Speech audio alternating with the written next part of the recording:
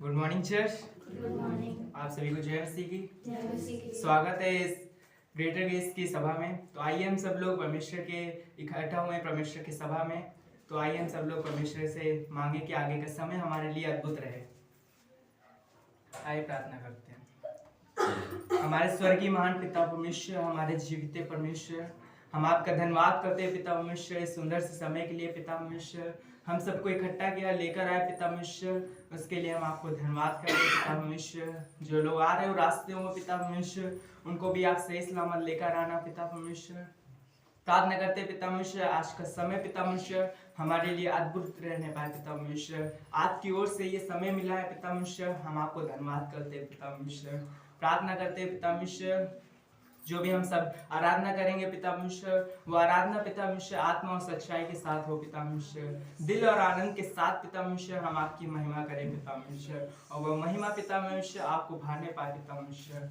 प्रार्थना करते हैं पिता परमेश्वर जो भी पिता परमेश्वर पास्टर जी के द्वारा जो भी पिता परमेश्वर आपने संदेश दिया है पिता परमेश्वर, वो प्रार्थना करते हैं पिता परमेश्वर हमारे दिल को पिता परमेश्वर उस वचन से अटैच करना पिता परमेश्वर। हमारा पिता परमेश्वर दिल जो है वो उस वचन को ग्रहण करे पिता परमेश्वर, और उस वचन पे हम सब चलने वाले बने पिता परमेश्वर। हम आपसे प्रार्थना करते हैं पिता परमेश्वर जो भी पिता परमेश्वर आपने दिया है पिता परमेश्वर, वो हम सब के लिए अच्छा है पिता परमेश्वर, और अच्छा रहे पिता परमेश्वर। हम ऐसे प्रार्थना करते हैं पिता परमेश्वर कि आप सारी चीज़ों में अगुवाई करना पिता परमेश्वर। जितने भी डिस्टर्बेंस आत्मा है पिता परमेश्वर आपके नाम से पिता परमेश्वर दूर करते हैं पिता परमेश्वर। प्रार्थना करते हैं आपका इस पिता परमेश्वर आपका स्वर्गदूतों का पहरा पिता परमेश्वर इस भवन के चारों ओर रहे पिता परमेश्वर। प्रार्थना करते हैं पिता परमेश्वर समय अद्भुत रहे पिता परमेश्वर। आगे का समय पिता परमेश्वर हम आपकी ओर आपके हाथों में देते हैं पिता परमेश्वर। सारे आदर सारी महिमा पिता परमेश्वर आपको देते हैं। छोटी सी विनती प्रार्थना उद्धार करता प्रभु यीशु मसीह के नाम से मांगते हैं, आमीन। गुड मॉर्निंग, जय मसीह की। आप सभी का स्वागत है परमेश्वर के इस भवन में। और जैसा कि हम विश्वास करते हैं कि आज हमारी उपस्थिति के साथ साथ परमेश्वर की उपस्थिति भी हमारे बीच में है।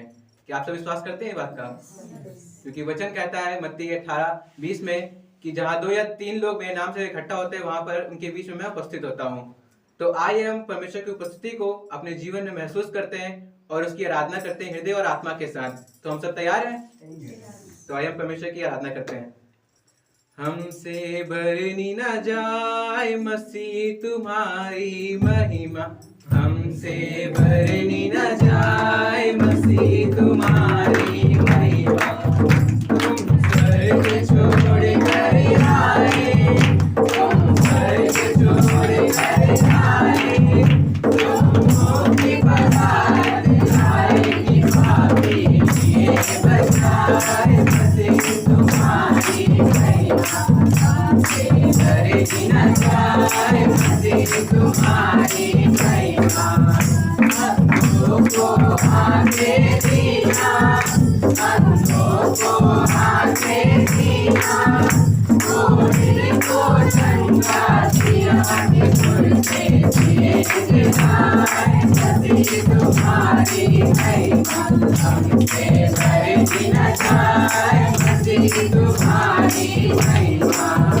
पानी पर चल दिखलाया, पानी पर चल दिखलाया, तूने हवा को डांट दबाया, किसी लिए बचाए मसीह तुम्हारी महिमा। हमसे बरनी न जाए मसीह तुम्हारी महिमा। दूरी पर भरती धारी, दूरी पर भरती धारी, तूने अमृत धार बहाई, निवास सदा गुणगान मसीह तुम्हारी महिमा।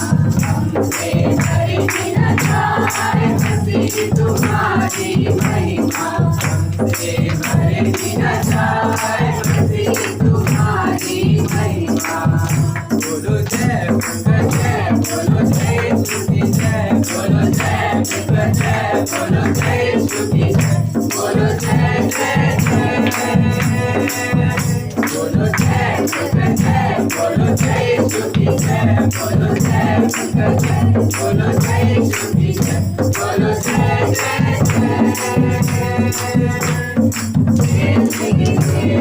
जय।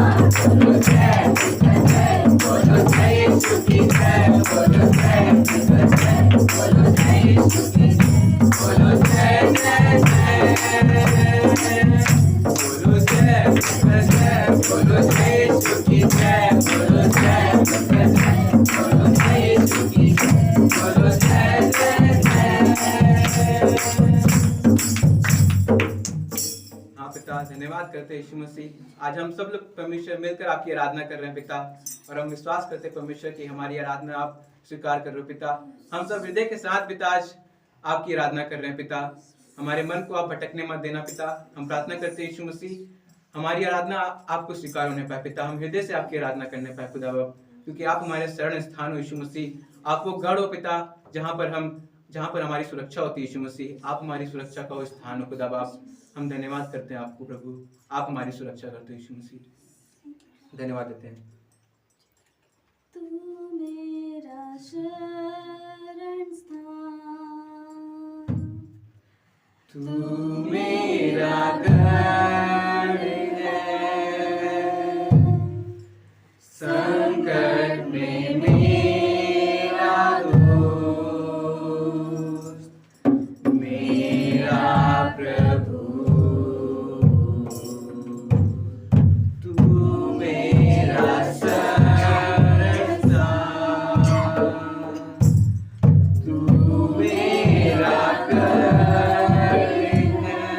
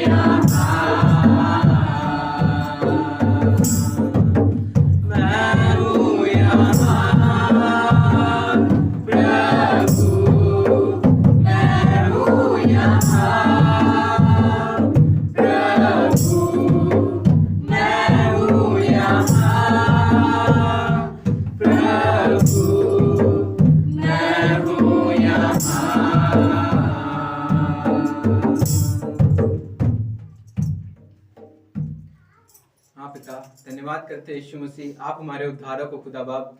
उद्धार आप में यीशु मसीह, आपके नाम में पिता हमें उद्धार मिला यीशु मसीह। अब संसार का हम पर अधिकार नहीं पिता, हम हमारे ऊपर पिता आपका अधिकार है यीशु मसीह, क्योंकि आपने हमें अपना लहू देकर मोल लिया यीशु मसीह, आपने हमें खरीद लिया खुदा बाप। पिता अब हम आपके हैं यीशु मसीह, आपने पिता अपने लहू से पिता हमें बचाया यीशु मसीह। खुदा बाप तो हम आपका धन्यवाद करते हैं यीशु मसीह। उस संसार की भीड़ से पिता आपने अलग किया पिता, जहाँ पर लाखों लोग पिता उस चौड़े मार्ग में जाते हैं, लेकिन यीशु मसीह आपने हमें वो दिया है, वो सामर्थ्य दिया यीशु मसीह कि हम आपके पीछे चले पिता। भले वो सकरा मार्ग है, लेकिन यीशु मसीह अंत में पिता वहां पर आनंद है खुदा बाप। हम आपके पीछे चलते हैं यीशु मसीह, क्योंकि आप हमारे चरवाहो पिता। आप हमें कभी गलत रास्ते पर लेके नहीं जाओगे यीशु मसीह, आप हमारे चरवाहो। हम आप पर विश्वास करके पिता आपके पीछे चलते हैं खुदा बाप। धन्यवाद करते हैं यीशु मसीह। तू प्यार का सागर, सागर दया का तू है, तू प्यार का सागर, सागर दया का तू है। तेरे प्यार सागर में हम तैरना चाहते हैं। तेरे प्यार सागर में हम तैरना चाहते हैं। तू प्यार का सागर, सागर दया का तू है। तू प्यार का सागर, सागर दया का तू है। गहराई मिले सागर की, ऊंचाई मिले आसमां की। गहराई मिले सागर की, ऊंचाई मिले आसमां की। पर कोई नाप ना पाएगा गहराई तेरे प्यार की। पर कोई नाप ना पाएगा गहराई तेरे प्यार की। साथ में कहेंगे हम सब। प्यार का सागर, सागर दया का तू है। तू प्यार का सागर, सागर दया का तू है। परमेश्वर होने पर भी तू मानव रूप धारण किया। परमेश्वर होने पर भी तू मानव रूप धारण किया। प्रभु तेरे इसी प्यार ने हमको दीवाना बनाया। प्रभु तेरे इसी प्यार ने हमको दीवाना बनाया। तू प्यार का सागर, सागर दया का तू है। तू प्यार का सागर, सागर दया का तू है। तू प्यार का सागर, सागर दया का तू है। आप पिता यीशु मसीह, आप प्यार करते हो पिता, आप महान प्यार करते हो, इसलिए पिता आप स्वर्ग छोड़कर पिता उस प्यार के चलते पिता आप मनुष्यों के बीच में आए पिता, हमारे बीच में पिता, इस पापी दुनिया में आए पिता, जिस पाप को आप देख नहीं सकते पिता, उस जगह पर आप उतर के आए यीशु मसीह हमारे लिए खुदा बाप, क्योंकि आप हमसे प्यार करते थे प्रभु। हम उस प्यार के लिए पिता आपको धन्यवाद करते यीशु मसीह, जो आपने हमसे बढ़कर किया खुदा बाप हमसे। प्रभु हम धन्यवाद करते यीशु मसीह कि आज जितना प्यार आप हमसे करते हो पिता, उतना और कोई नहीं करता यीशु मसीह। मनुष्य होकर पिता हमारे जीवन में स्वार्थ हो सकता है, लेकिन प्रभु आप कभी स्वार्थ नहीं रखते पिता, आप हमसे सच्चा प्यार करते हो खुदा बाप। हम धन्यवाद करते हैं यीशु मसीह उस बात के लिए प्रभु। आय का समय पिता आपके हाथों में सौंपते हैं पिता, आगे जो भी चीजें होंगी पिता हम सबके ऊपर आपका हाथ मांगते हैं पिता, आप हर एक बात में सुरक्षा देना खुदा बाप, कि सारी चीजें अच्छे से होने पाए पिता। धन्यवाद करते हैं, इस प्रार्थना को यीशु मसीह के नाम से मांगते हैं, आमीन।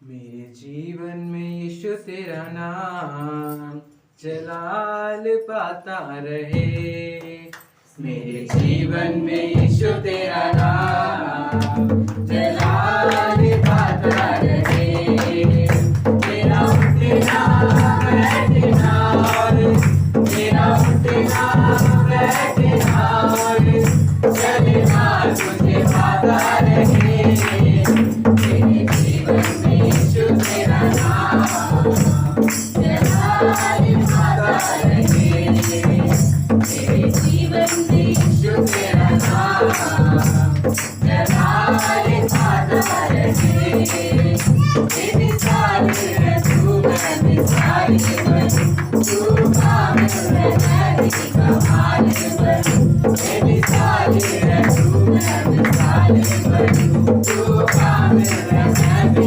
कमाल बनूं, तेरी सारी रसूल मैं मिसाल बनूं, तू कामिल मैं भी कमाल बनूं, दुनिया का नूर है यीशु, दुनिया का नूर है यीशु, तेरी नाम सजाता रहे, तेरा उठना बैठना तेरा उठना बैठना चलना तुझे पाता रहे, तेरे जीवन में यीशु तेरा नाम जलाल पाता रहे, तेरे जीवन में यीशु तेरा नाम जलाल पाता रहे, मेरी सोचों में तू, मेरे ख्वाबों में तू, तेरे सारे सवालों जवाबों में तू, मेरी सोचों में तू, मेरे ख्वाबों में तू, तेरे सारे सवालों जवाबों में तू, मेरी सोचों में तू, मेरे ख्वाबों में तू, मेरे सारे सवालों जवाबों में तू, तुझे पुकारूं, तुझे पुकारूं, तेरा रूप मुझ में आता रहे, तेरा उठना बैठना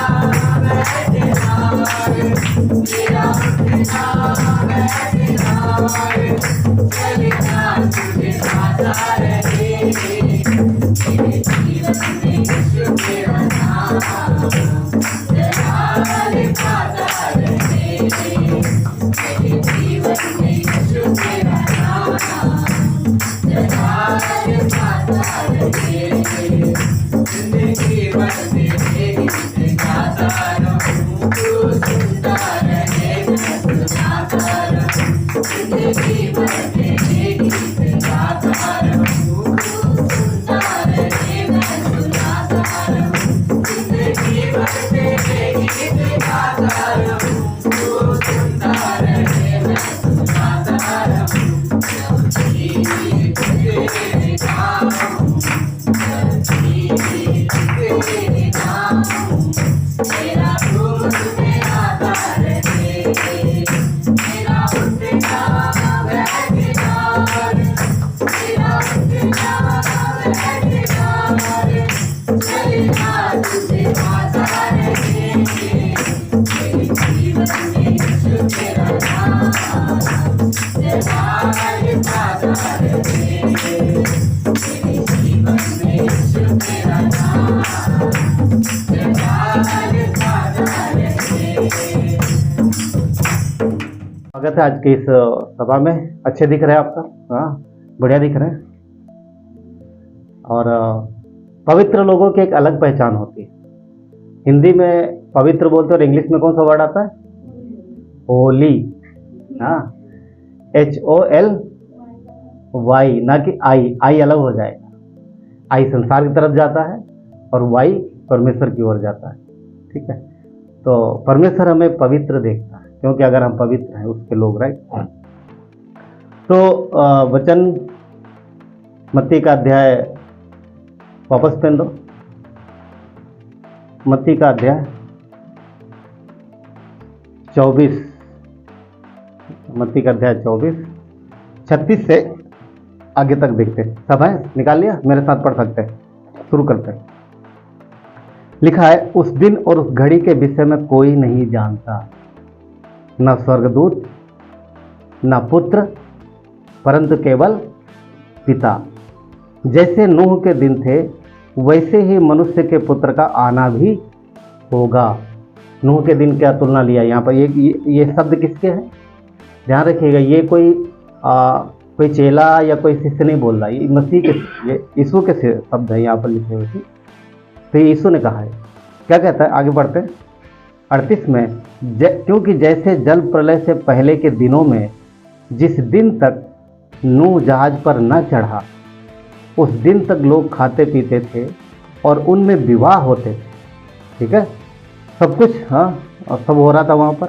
और लिखा है कि जब तक जल प्रलय आकर उन सबको बहा न ले गया तब तक उनको कुछ भी न मालूम पड़ा। वैसे ही मनुष्य के पुत्र का भी आना होगा। 40, उस समय 2 जन खेत में होंगे, एक ले लिया जाएगा और दूसरा छोड़ दिया जाएगा। 2 स्त्रियां चक्की पीसती रहेंगी, एक ले ली जाएगी और दूसरी छोड़ दी जाएगी। एक्चुअली इस पैसेज को हम बाद में देखेंगे, अगले भाग में हो सकता परमेश्वर अगुवाई करेगा तो अगला भाग होगा तो उसमें ले सकते हैं, पर इस विषय में, इस विजन में नहीं जाएंगे हम लोग।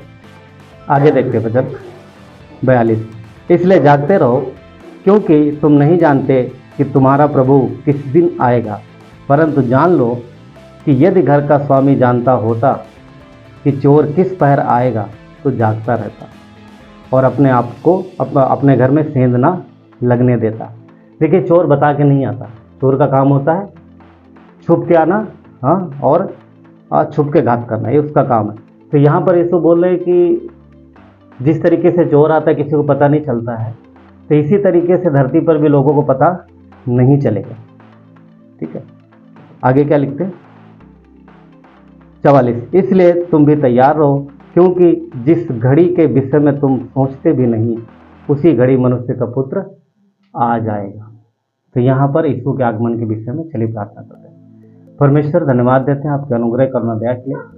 प्रभु यीशु, आपकी देह है परमेश्वर, हम आपके लोग हैं पिता, हम आपकी ओर देखते हैं। प्रभु यीशु, हम जानते हैं कि हम सब एक दिन आपके पास आने वाले हैं।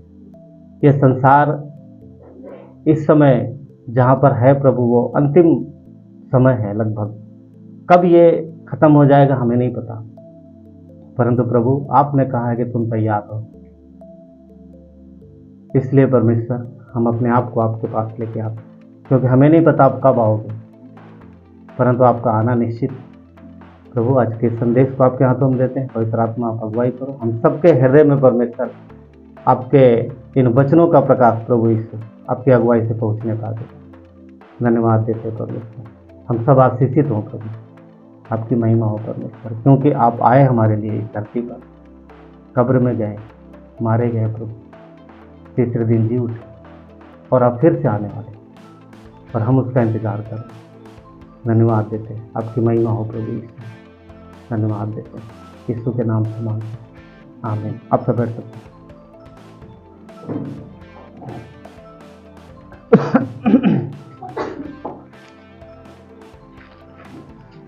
बहुत सारे लोग इस विषय पर अनेक प्रकार के प्रश्न करते हैं, अनेक प्रकार के सवाल करते हैं।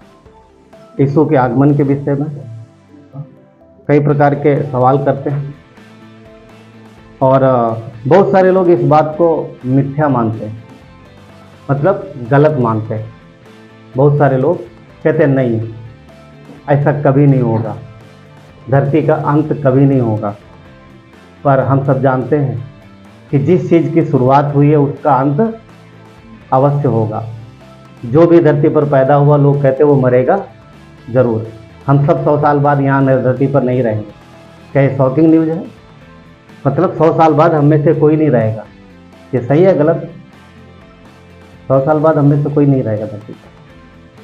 अगली पीढ़ी हो सकती है अगर परमेश्वर अनुग्रह देगा, उतना समय देगा तो, पर हम नहीं जानते कि वो कब आने वाला है। पर अगर लोग कहते हैं कि नहीं ये चीज़ें सही नहीं है और वो उसका आगमन कभी नहीं होगा या नहीं आएगा, तो ये उनका सोच है। पर यीशु ने अपने वचन में एक बात कही है, किसमें?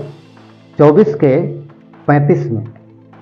24 के 35 में एक बात उसने कहा है और वो बहुत इंपॉर्टेंट बात। उसने क्या कहा है कि आकाश और पृथ्वी टल जाएंगे, आकाश और पृथ्वी टल जाएंगे, परंतु मेरी बातें कभी नहीं टलेंगी।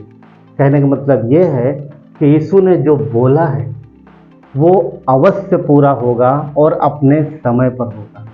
ना तो लेट होगा ना जल्दी होगा। और सिर्फ यीशु का आगमन ही नहीं, जितनी बातें परमेश्वर के वचन में लिखी है, जो बोली गई है, हर एक बात पूरी हुई अभी तक, बाकी जो रहेगी वो भी पूरी होगी। हमारे आपके जीवन में भी जो परमेश्वर ने वादे दिए हैं वो पूरे हुए हैं और पूरे होंगे 100%। क्यों? क्योंकि अब यीशु ने उदाहरण किस बात का लिया? देखा, आकाश और पृथ्वी, जो चीज कभी नहीं टलती, ना टली है आज तक, इस परमेश्वर ने उसको बोला कि यदि ये भी टल जाए तो भी मेरा जो मैंने बोला वो नहीं टलेगा, वो अवश्य पूरा होगा। तो यीशु ने जो कहा है वो अवश्य पूरा होगा। तो मसीह के विषय में जो वचन है, जो बातें हैं, जिस विषय में हम लोग आज बात कर रहे हैं, जैसा बोला नूह का समय, तो इस विषय में हम लोग देखेंगे, जैसा कि यीशु ने मत्ती के 24 और 25 वचन, अध्याय 24 और वचन 35 में कहा एक बात। क्या कहा इसने 35 में? वही हमने पढ़ा कि आकाश और पृथ्वी टल जाएगी, मेरी बातें नहीं टलेंगी। तो यीशु ने जो मुंह से कहा है वो कभी भी नहीं टलेगा, कभी भी नहीं बदलेगा।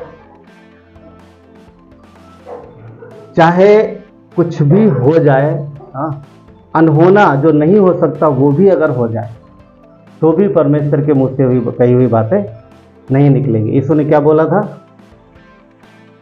मैं शीघ्र आने वाला हूं। उसने जो भी मुंह से कहा है वो कभी असफल नहीं होगा और कभी भी अनकम्प्लीट नहीं रहेगा। पूरा समय पर पूरा होगा, उसके समय पर, हमारे आपके समय पर नहीं। क्योंकि समय किसने निर्धारित किया है? परमेश्वर ने निर्धारित किया है। उसने कहा मैं शीघ्र आने वाला हूं। इसका मतलब यह है कि वो निश्चित आएगा, निश्चित आएगा। क्योंकि ये बात जो उसने कही है, इसके ठोस ऐसे प्रमाण दिए हैं कि जिनका ना होना असंभव है। मतलब इन बातों का पूरा ना होना एक तरीके से असंभव है। इसका मतलब यह है कि अवश्य पूरी होंगी। यीशु ने क्या बोला कि चाहे आकाश और पृथ्वी टल जाए परंतु मेरी बातें अवश्य पूरी होंगी। तो कोई अगर सोचे कि ये बातें नहीं होंगी तो ये बिल्कुल सही नहीं है। हालांकि पूरा मसीही जगत यानी सारे विश्वासी ये बात जानते हैं कि वो आने वाला है। केवल इतने ही नहीं, कई सारे अविश्वासी भी ये बात जानते हैं कि वो आने वाला है। कई सारे अविश्वासी ये बात जानते आने वाला, मगर बहुतों का ये विचार है कि वो इतनी जल्दी नहीं आएगा। आएगा पर अभी आने में बहुत समय बाकी। क्या सुना आपने कभी ऐसा किसी मुंह से? नहीं सुना, ज़्यादा बात नहीं होती इस विषय में, ठीक। पर कई सारे ऐसा लोग बोलते हैं कि नहीं अभी नहीं आएगा, अभी तो बहुत समय बाकी। मगर यीशु ने क्या बोला कि पता नहीं चलेगा, सब कुछ ठीक रहेगा और वो आ जाएगा। 36 वचन 36 में क्या कहता? उस घड़ी के विषय में कोई नहीं जानता। वचन 36 क्या कहता है? उस घड़ी के विषय में कोई नहीं जानता, न स्वर्गदूत न पुत्र नहीं, आगे ना नहीं है, केवल पिता। न स्वर्गदूत न पुत्र, केवल पिता जानता। कोई नहीं जानता कि वो कब आएगा। अच्छा, वो आएगा क्यों? कौन बताएगा? बोल सकते जो सवाल कर रहा हूं मैं, यीशु क्यों आएगा? हाँ, यस, बादलों पर आएगा कलीसिया को लेने, बाद में आएगा धरती का न्याय करने। तो सबसे पहले वो बादलों पर आएगा कलीसिया को लेने। कलीसिया कौन है? यीशु की दुल्हन है, यीशु के लोग हैं। तो पहले वो अपनी दुल्हन को लेने आएगा, यानी कलीसिया को लेने आएगा, और उसके बाद वो फिर न्याय करने के लिए आएगा। और ये होना निश्चित है। जैसा कि वचन पढ़ते हम लोग 38 पढ़ते हैं, 37 और 38 देखते हैं। क्या लिखा है 37-38 में? ये किस प्रकार होगा? कहते हैं जैसे नूह के दिन थे वैसे ही मनुष्य के पुत्र का आना होगा, क्योंकि जैसे जल प्रलय के समय के दिनों में, क्योंकि जल प्रलय से पहले के दिनों में जिस प्रकार नहीं, जिस दिन तक नूह जहाज पर न चढ़ा। कह रहा है कि जैसे जल प्रलय के पहले समय था, जब तक नूह जहाज पर नहीं चढ़ा, क्या होता था?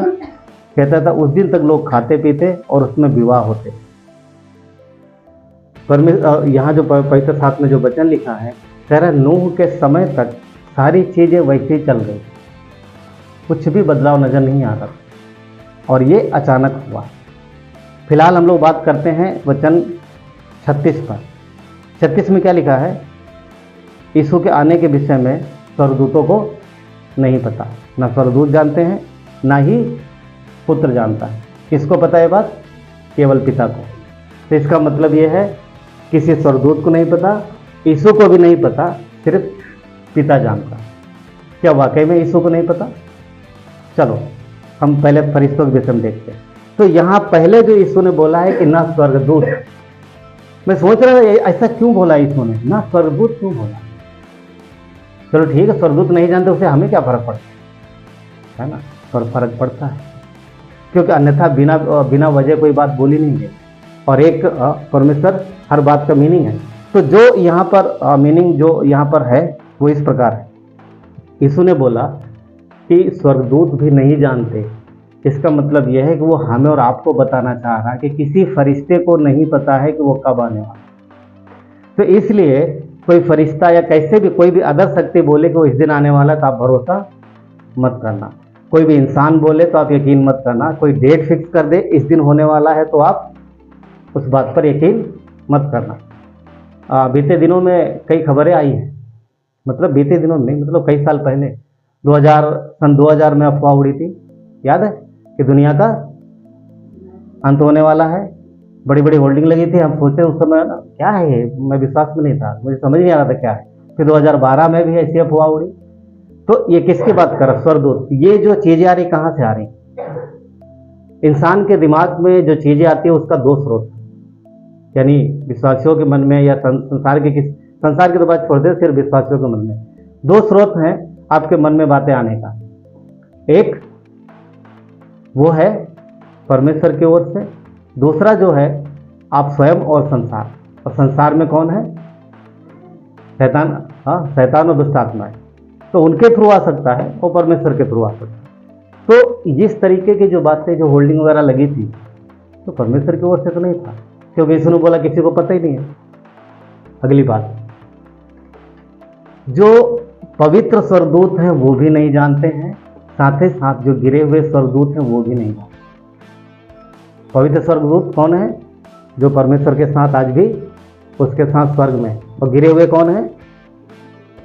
दुष्ट आत्माएं और शैतान। इसका मतलब ये है कि ना तो दुष्ट आत्माएं जानती हैं, ना तो दुष्ट आत्माएं जानती हैं कि यीशु का आगमन कब होगा, ना ही शैतान जानता यीशु का आगमन कब होगा। ठीक है, नहीं जानता। इसका मीनिंग क्या है हमारे आप के लिए भी? कहने मतलब यह है शैतान को नहीं पता अंत के दिनों के बारे में, पर किसको पता है? पिता को पता है।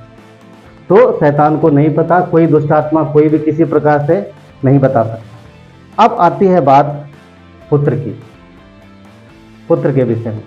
वचन कहता है पुत्र को भी नहीं पता। कई सारे लोग बोलते हैं कि पुत्र को भी नहीं पता, यानी मसीह को भी नहीं पता उसका आगमन कब होगा।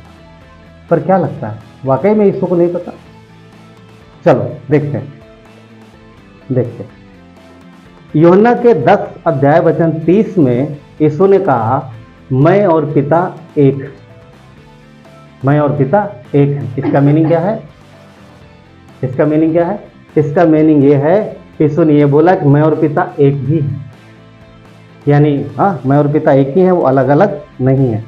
36 में 10 अध्याय के वचन 36 में यीशु ने बोला कि पिता मुझ में है और मैं पिता में, पिता मुझ में है और मैं पिता में। इसका मीनिंग क्या है कि वही दोनों एक है। 14:10 में यूहन्ना के ही सब यूहन्ना 14:10 में कहता है, उसमें भी लिखा है कि तुम यकीन करो, तुम विश्वास करो कि मैं पिता में और पिता मुझ में है। तो ये क्या दिखा रहा कि यीशु और पिता एक ही हैं। 14:11 में भी यही लिखा है और 17 के 21 में भी कि मैं और पिता एक ही हैं। ठीक है, मैं और पिता एक ही हैं। 17 के 21 में यीशु मसीह जब प्रार्थना कर रहे थे कलीसिया के लिए, तब वहां पर ये बात यीशु ने बोली है। क्या बोली है? देखिए 17-21 के अलावा जितनी जगह यीशु ने कहा है कि मैं और पिता एक ही हैं, वो हमारे लिए यानी मनुष्यों को बोला कि तुम यकीन करो कि परमेश्वर और मैं एक ही हैं, पिता और मैं एक ही। 17-21 में उसने पिता को बोला, अध्याय 17 वचन 21 में उसने लोगों को नहीं बोला। जब वो प्रार्थना कर रहा था हमारे आपके लिए, कलीसिया के लिए, तब उसने पिता को बोला। क्या बोला? हे पिता, जैसे आप और मैं एक हैं, वैसे वो भी हम में हो। किसकी बात कर रहा है? कलीसिया की। कि जैसे पिता और पुत्र यानी वो यीशु बोलता है जैसे हम और आप एक हैं, वैसे ये लोग जो हम पर विश्वास करेंगे वो भी हमारे साथ एक हो जाए। तो यहाँ पर मसीह ने हमें अपने साथ एक कर लिया। इसीलिए कहा जाता है कि कलीसिया मसीह की देह है, कलीसिया मसीह की देह है और यीशु कलीसिया का सर है। तो इसीलिए यदि कलीसिया को कोई सताता है या कलीसिया के विषय में कुछ गलत कोई सोचता है, तो यीशु क्या बोलते हैं कि तुम मुझे सताते। याद है पौलुस सता रहा था, याद है पौलुस कलीसिया को सता रहा था। यीशु ने क्या बोला? पौलुस के सामने आया, वो गिर गया, अंधा हो गया, राइट। काफ़ी दिनों तक उसे दिखाई नहीं दिया पौलुस को, पर यीशु ने क्या शब्द बोला था? हे पौलुस तू कलीसिया को क्यों सताता है? ऐसा बोला था? नहीं ना। हे साउल, पौलुस नहीं बोला, देखिए साउल बोला, उसका नाम साउल था उस समय। उसने बोला हे साउल तू मुझे क्यों सता। मीनिंग क्या है? कलीसिया मसीह की देह है। यदि किसी भी तरीके से कलीसिया को नुकसान पहुंचता है तो वो फिर मसीह को नुकसान पहुंचता है, और उसमें फिर मसीह ही इस तरीके से अपना जैसे भी उसको हैंडल करना होता है उन चीज़ों को वो हैंडल करता है। शैतान को एक समय तक इजाज़त देता है, वो एक लिमिट तक इजाज़त देता है, बाकी शैतान उसके हाथ में पता है क्या है? मॉर्निंग वॉक पे यहाँ तो निकलते नहीं लोग, ज़्यादा निकलते, बहुत सारे लोग निकलते हैं, मगर बड़े शहरों में आप देखोगे तो बहुत सारे जो अमीर लोग होते हैं वो मॉर्निंग वॉक पे निकलते हैं, उनके आगे कुत्ता होता है, कुत्ता आगे आगे भागता है, वो पीछे पीछे जाते हैं। ये ऐसा नहीं लगता है कि वो कुत्ते को मॉर्निंग वॉक करानी है, कुत्ता उनको करा रहा है। मतलब आगे कौन जा रहा है? आगे वो जाता है ना, मगर उनके हाथ में डोरी रहती है। अगर कुत्ता इधर उधर भागता है तो वो खींच लेते, जाने नहीं देते, और उसी तरफ कुत्ते को ले जाते हैं जिस तरफ वो चाहते हैं। परमेश्वर के हाथ में शैतान वैसे नहीं, क्योंकि शैतान भी एक फरिश्ता है, एक क्रिएशन है, वो क्रिएटर नहीं है। ये ध्यान रखिएगा, शैतान क्रिएटर नहीं है, शैतान क्रिएशन है, यानी वो सृष्टिकर्ता नहीं है। वो सृष्टि है, वो बनाई हुई एक, जैसे अन्य चीज़ें बनाई गई हैं वैसे वो भी बनाया गया, वो एक क्रिएशन है। वो अलग बात है कि अधिकार के साथ उसको कुछ अधिकार है। वो शैतान के साथ जो दुष्ट आत्माएं हैं वो धरती पर बुराई फैला रही है, पर वो एक क्रिएशन है। मगर जो मुख्य बात ये है, यीशु ने बोला मैं और पिता जैसे एक हैं वैसे ये भी मेरे साथ एक हों। यीशु ने हमें अपने साथ कर लिया, इसलिए हम उसकी देह हैं। तो जो आपके जीवन में हो रहा है, जो आपके शरीर में कुछ हो रहा है, आपके जीवन में जो हो रहा है, वो ध्यान रखिए मसीह को पता है, आपको बताने से पहले। क्यों? क्योंकि यदि आपके शरीर में कुछ हो रहा तो उसको भी पता है, क्योंकि हम तो हैं उसी के शरीर का हिस्सा ना। तो यहाँ पर क्या देखा हम लोगों ने कि यीशु ने जब ये प्रार्थना की तो ये हमें अपने साथ मिला लिया। ये बहुत अच्छी बात। तो हमने यहाँ पर देखा कि यीशु और पिता एक ही हैं, हाँ एक ही हैं। और तो इसका मीनिंग क्या हुआ जब पिता और पुत्र एक ही है तो क्या पुत्र को ये पता नहीं होगा कि उसे कब आना है? क्या बोलते, पता होगा? और जबकि इतने नहीं, जबकि परमेश्वर ने सारी चीजें उसके हाथ में कर दी। कुलसियों का 1:15 और 16 में यदि आप देखोगे तो परमेश्वर ने सारी वस्तुएं मसीह के हाथ में कर दी, सारी चीजें उसके हाथ में कर दी। तो फिर क्या उसे ये बात पता नहीं होगी? कोई पढ़ सकता है कुलसियों का 15 और 16? हाँ, कुलसियों के 1:15 16।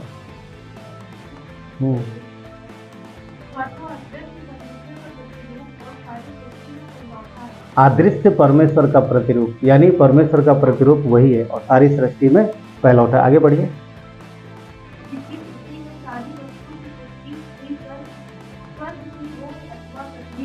उसी में सारी वस्तुओं की सृष्टि हुई है, स्वर्ग की हो अथवा पृथ्वी की, देखी हो या अनदेखी।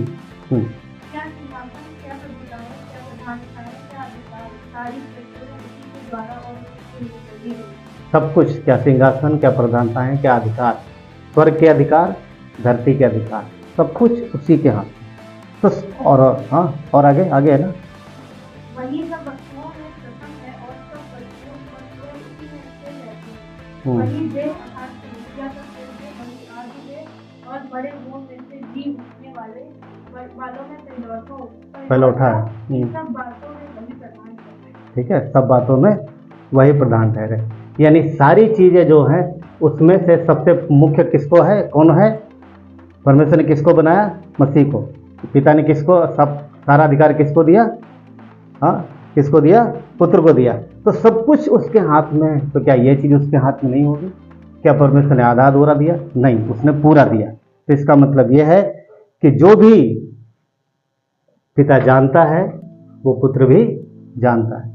हाँ, शैतान और दुष्ट आत्माओं को नहीं पता कि आगे क्या होने वाला है, परंतु परमेश्वर को पता है। ये हमारे आपके लिए बहुत अच्छी बात। दुनिया का अंत क्या होगा, यीशु का आगमन कब होगा, सारी चीजें परमेश्वर को पता है, शैतान को नहीं पता।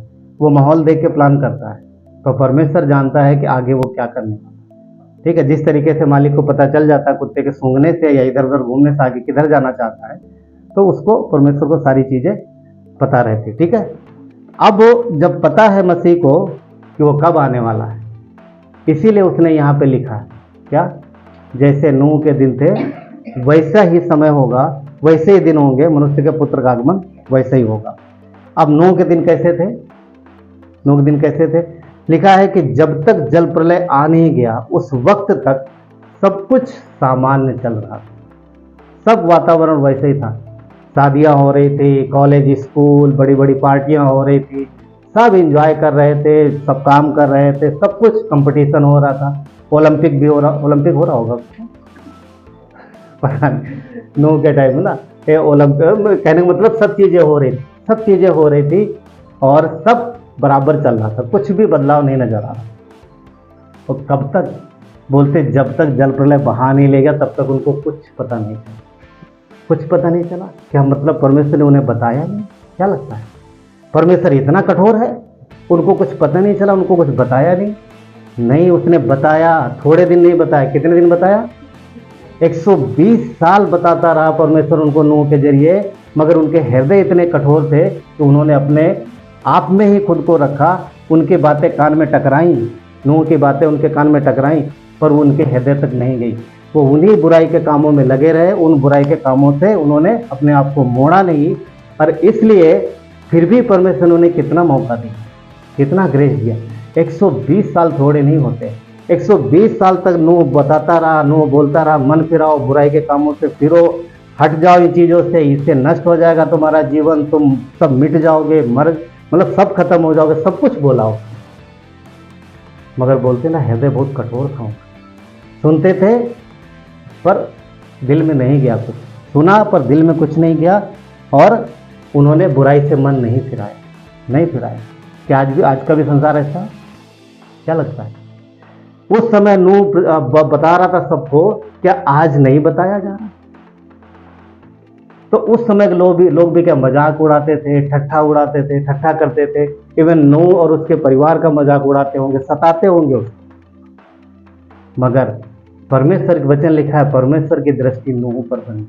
किस पर बनी थी? नूह पर। क्या उन लोगों पे नहीं थी परमेश्वर की कृपा दृष्टि? उन पर भी थी। तभी इसलिए उसने नूह को चुना था कि तुम इनको बता, तो इनको समझा, शायद ये माने, शायद ये सुधरे। मगर वो नहीं सुधरे। इतना कठोर है, देखो ना, मनुष्य का हृदय इतना कठोर है। किसी को एक बात आप बराबर समझा रहे हो, बताते चले आ रहे हो, अगर इंसान वो नहीं सुधर रहा है तो फिर मन कठोर है।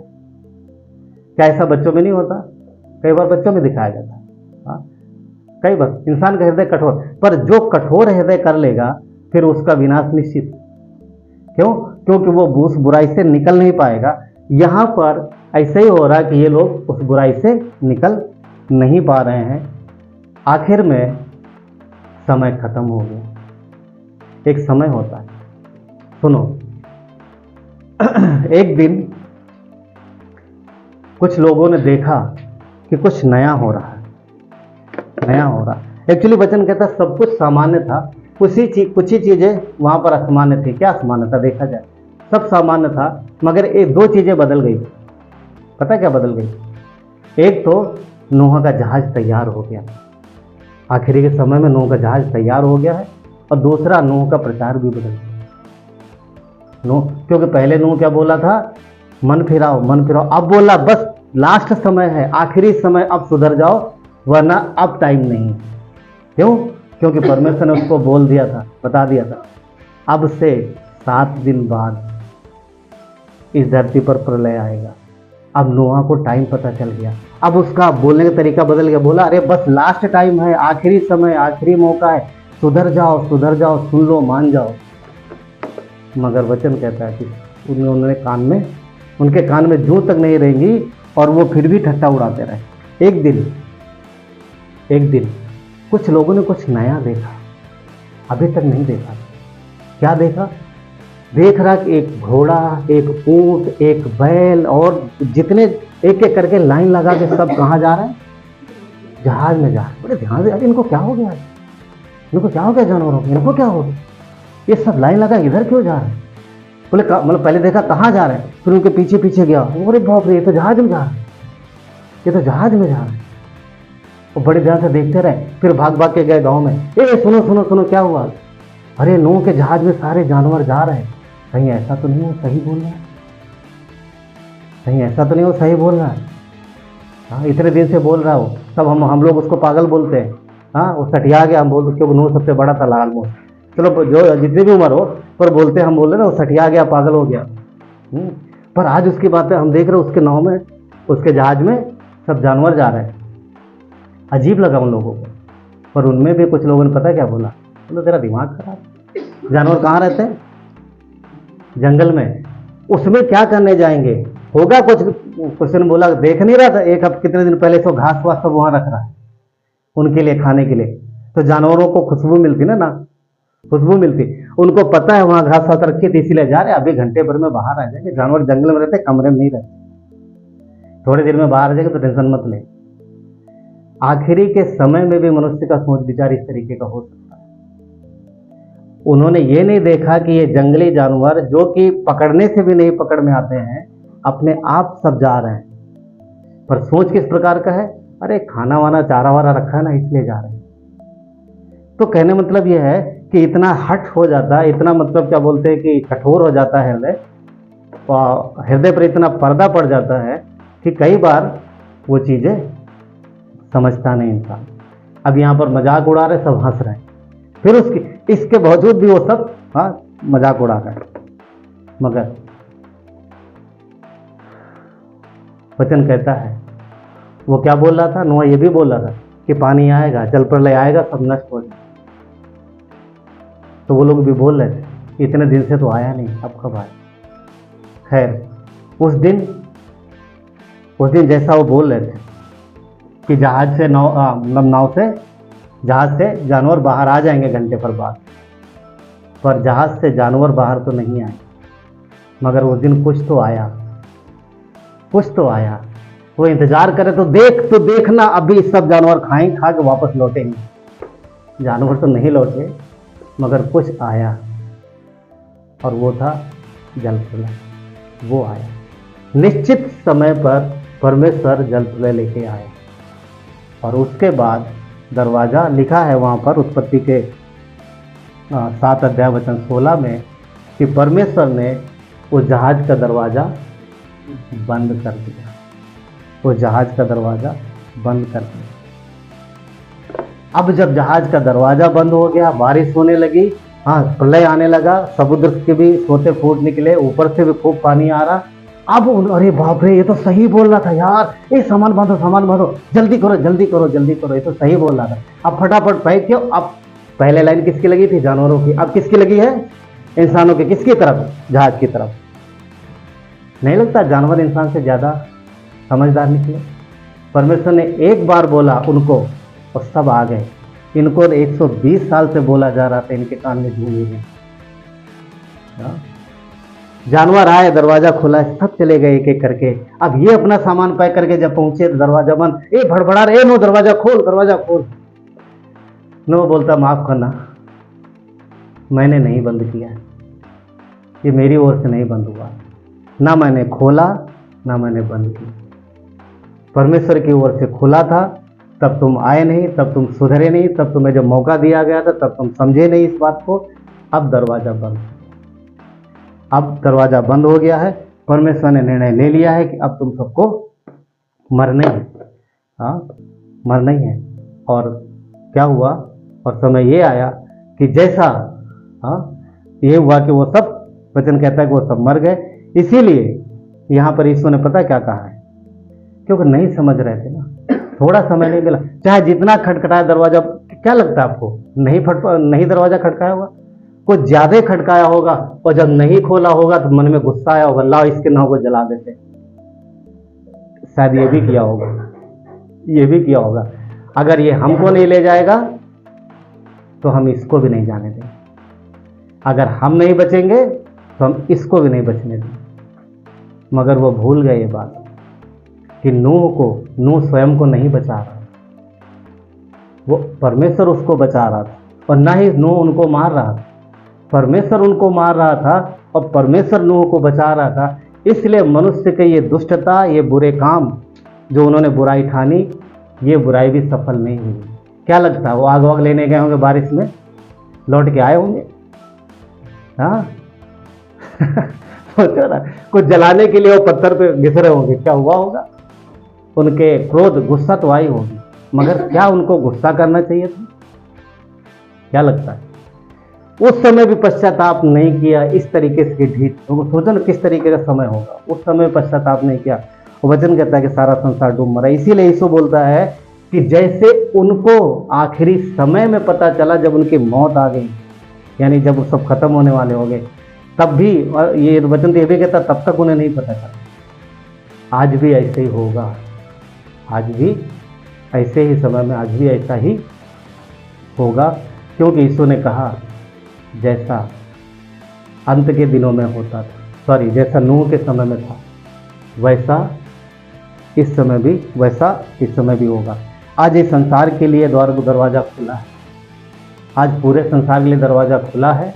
और आज कोई भी इस जहाज में आ सकता है। आपको पता है यीशु भी एक जहाज बना रहा है। कलीसिया एक जहाज के जैसी है। कलीसिया एक जहाज के जैसी है और इस जहाज का भी दरवाज़ा अभी खुला है।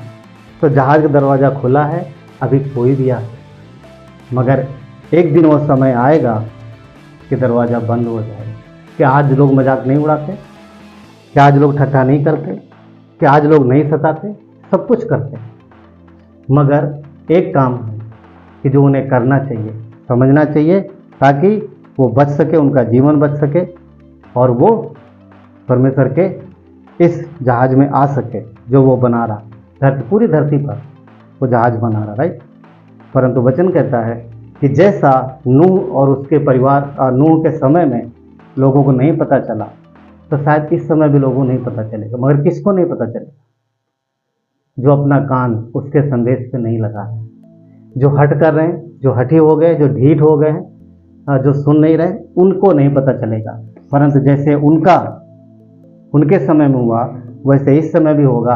तो परमेश्वर ने नूह और उसके परिवार को बचा लिया था, जहाज में, और बाकी लोग भी। आज भी जितने इस जहाज में हैं, वो सब बचाए जाएंगे, वो सब बचा लिए जाएंगे। कैसे बचाएंगे? क्योंकि परमेश्वर जो है, परमेश्वर स्वर्ग से हमें और आपको एक दिन लेने आएगा, और वो जब आएगा तो किसको ले जाएगा?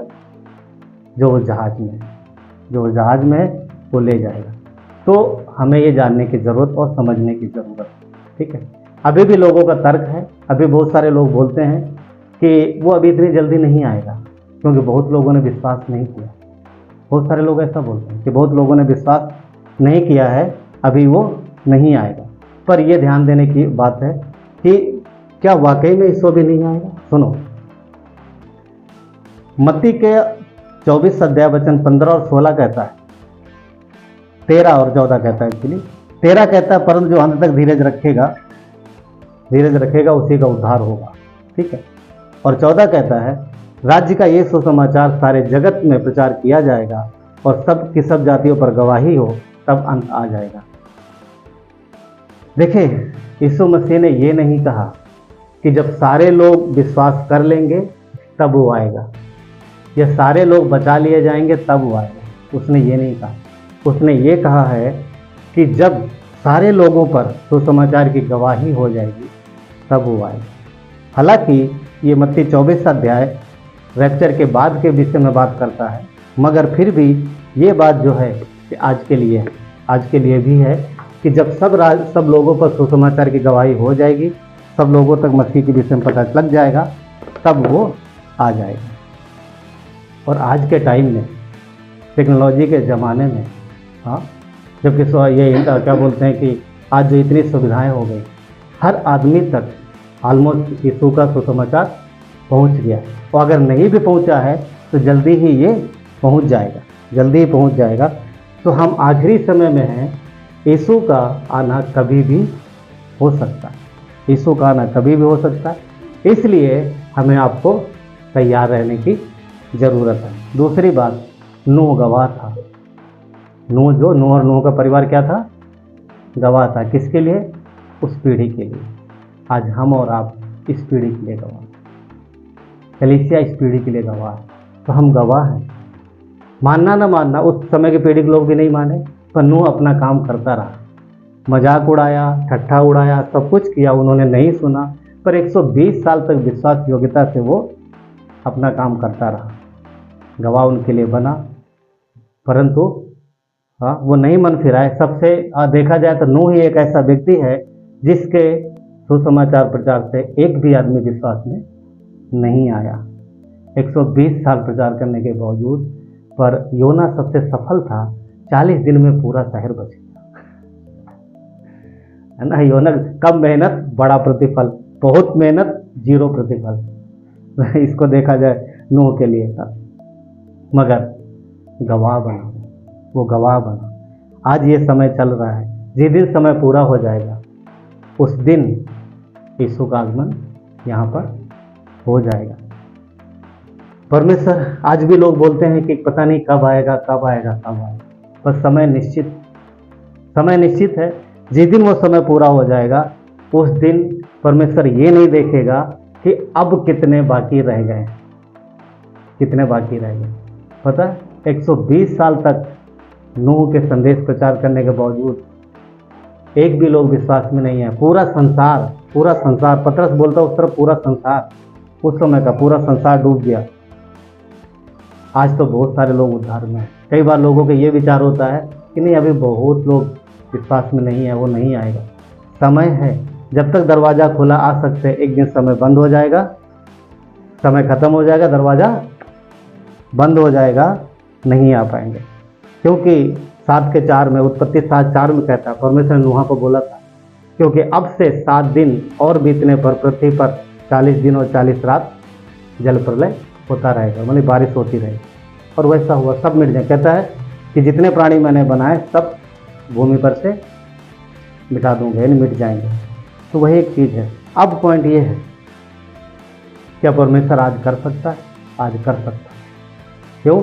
उस समय पूरा संसार खत्म हो, आज तो बहुत सारे लोग बचाए गए। परंतु जब तक समय है, जब तक दरवाज़ा खुला है, तब तक हम गवाही दे सकते हैं, हम गवाह हैं, कलीसिया गवाह है। दूसरा पत्रस 3:6 में पत्रस लिखता है कि उस युग का जगत जल में डूब कर नष्ट हो गया, सिर्फ 8 लोग बचे। क्या उस समय सिर्फ इतने ही लोग थे? लाखों लोग थे उस टाइम में, और सब मर गए। तो एक समय है, जब तक परमेश्वर ने समय दिया है तब तक लोग आ सकते हैं, बच सकते हैं, और जब समय खत्म हो जाएगा उस दिन परमेश्वर आ जाएगा। और हाँ, पहले वो हमें और आपको लेने आएगा, हमें और आपको लेने आएगा, और हम बादलों पर उसके साथ मिलेंगे। उसके बाद वो दुनिया का न्याय करने आएगा। तो आज कलीसिया पूरे संसार के लिए गवाह है। जैसे नूह और उसका परिवार पूरे उस समय के संसार के लिए गवाह था, आज कलीसिया गवाह है। और कलीसिया इस बात का चिन्ह है कि मसीह एक दिन धरती पर आने वाला। वो अलग बात है कि आज भी लोग ठट्ठा उड़ाते हैं, आज भी लोग मजाक उड़ाते हैं, आज भी बहुत तरीके की बातें करते हैं, मगर जिस दिन समय खत्म, दरवाज़ा बंद होगा, उस दिन के बाद अंत शुरू हो जाएगा। तो अभी अनुग्रह का समय है, परमेश्वर ने हमें अनुग्रह दिया। हम नहीं जानते अनुग्रह का समय कितना है, मगर एक दिन ये समय भी समाप्त होगा, और जब ये समाप्त हो जाएगा उसके बाद मसीह का आगमन हो जाएगा। इसलिए जो नहीं जानते, पर जब हम और आप जानते हैं, इसलिए हम तैयार रहें। इस गलतफहमी में ना रहें कि बहुत सारे लोग अभी बाकी हैं, अभी नहीं आएगा, वो कभी भी आ सकता है। जब उसका समय खत्म हो जाएगा तब ये नहीं देखेगा कितने अभी नहीं आए, वो ये जब समय खत्म हो जाएगा आएगा और लेके जाएगा। वो 8 को लेके चला गया, तो आज तो 8 से ज़्यादा है ना, आज तो 8 से ज़्यादा है। तो इसलिए हम तैयार रहें, ताकि क्योंकि वो कभी भी आने वाला है, क्योंकि उसने बोला था कि मैं जल्द आने वाला हूँ। वो मरा, जी उठा, और जी उठने के बाद ये बोला कि मैं आने वाला हूँ। तो आज हम गवाह हैं, कलीसिया आज गवाह है। तो इसलिए हम अपनी गवाही को थामे रहें, और जब तक रहें तब तक उसके लिए गवाह बने रहें। आइए प्रार्थना करते हैं। परमेश्वर, धन्यवाद देते हैं आपकी करुणा और दया के लिए प्रभु। धन्यवाद इस समय के लिए परमेश्वर। प्रभु यीशु, आपने हमें इस धरती पर गवाह बनाया प्रभु। हम आपके गवाह हैं प्रभु, और अंत निश्चित है प्रभु यीशु। पर लोग आज भी ठट्ठा उड़ाते हैं, लोग आज भी मजाक उड़ाते हैं। तो परमेश्वर, आप अनुग्रह देते हो। वो मजाक और ठट्ठा उड़ा जरूर रहे, पर आपने उन्हें अनुग्रह दिया, एक भरपूर समय दिया, और आज भी संसार को आप उस समय दे रहे हो। नूह और उस समय उसका परिवार गवाह था, आज कलीसिया गवाह है इस संसार के लिए। तभी आपने कहा तुम ज्योति हो इस संसार की। प्रभु, ज्योति अंधकार में चमकती है, पर अंधकार को ज्योति पसंद नहीं आती। तो परमेश्वर, फिर भी उसे चमकना है, क्योंकि परमेश्वर वो गवाही है। तो प्रभु, धन्यवाद देते हैं। हम सबके जीवन को प्रभु आपके हाथों में देते हैं। ये देह आपकी, ये कलीसिया आपके प्रभु। और प्रभु यीशु, आप अपनी कलीसिया को लेने आए, आप धरती पर अपनी कलीसिया को संभालते हैं। तो प्रार्थना करते हैं परमेश्वर, हर एक व्यक्ति के जीवन में प्रभु आपकी शांति, आपका आनंद, आपकी कवरिंग रहे। हर एक को ब्लेस करना परमेश्वर। यदि आपने यीशु पर विश्वास नहीं किया, तो आज आपके पास मौका है। वो आपके लिए क्रूस पर मरा है, कब्र में गया, तीसरे दिन जी उठा है। आज वो आपको बुलाता है, आप उसे अपना जीवन सौंप सकते हैं। और वो गारंटी लेता है कि जब आप धरती छोड़ेंगे, जब कभी आप उसके साथ स्वर्ग में होंगे। इसलिए नहीं कि आपने अच्छे काम किए, पर इसलिए कि आपने मसीह के बलिदान पर विश्वास किया। ये खुला दरवाज़ा है, और इसी दरवाजे से लोग स्वर्ग जा सकते हैं। और कोई रास्ता नहीं, और कोई दरवाज़ा नहीं। नूह के जहाज में एक ही दरवाज़ा, आज भी धरती पर एक ही दरवाज़ा, कोई दूसरा दरवाज़ा नहीं। धन्यवाद परमेश्वर कि अभी दरवाज़ा खुला है। धन्यवाद देते हैं, आपकी महिमा हो परमेश्वर। यहाँ पर जितने लोग हैं प्रभु, हर एक के लिए प्रार्थना करते हैं, आपके आशीष इनके जीवन में आने का परमेश्वर। धन्यवाद देते हैं पिता, आपकी महिमा हो। यीशु नासरी के नाम से आमीन।